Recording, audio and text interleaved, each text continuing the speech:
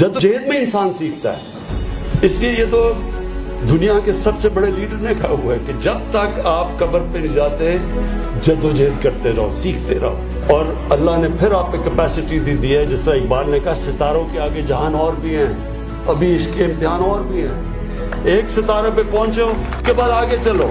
अब मैं आपको ये यकीन दिलाता हूँ, मेरे से ज्यादा टैलेंटेड खिलाड़ी थे, लेकिन फर्क ये था कि मैं एक पहले क्या मैं पाकिस्तान का बेस्ट ऑलराउंडर बनूंगा, ये मेरा एम था।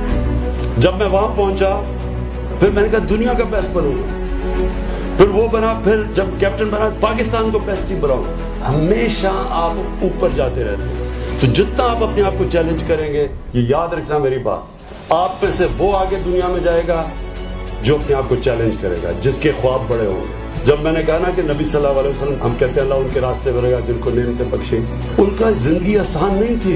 ये जो आसान जिंदगी ढूंढते हैं, मैं फिर से कहता हूँ कि आसान जिंदगी आपकी तबाही है, एक किस्म की मौत है, आपका पोटेंशियल खत्म होना। नबी सल्लल्लाहु अलैहि वसल्लम और बाकी पैगंबरों के सबके मुश्किल रास्ते थे, किसी का आसान रास्ता नहीं था, लेकिन मुश्किल रास्ता ही आपको ऊपर लेके जाता है। रॉबर्ट फ्रॉस्ट की सेइंग है कि I chose the path less trodden upon and that's what made the difference. Trodden path पे तो सारे जा सकते हैं, जो भी दुनिया में ऊपर जाता है वो रास्ता लेता है जो बाकी नहीं जा सकते।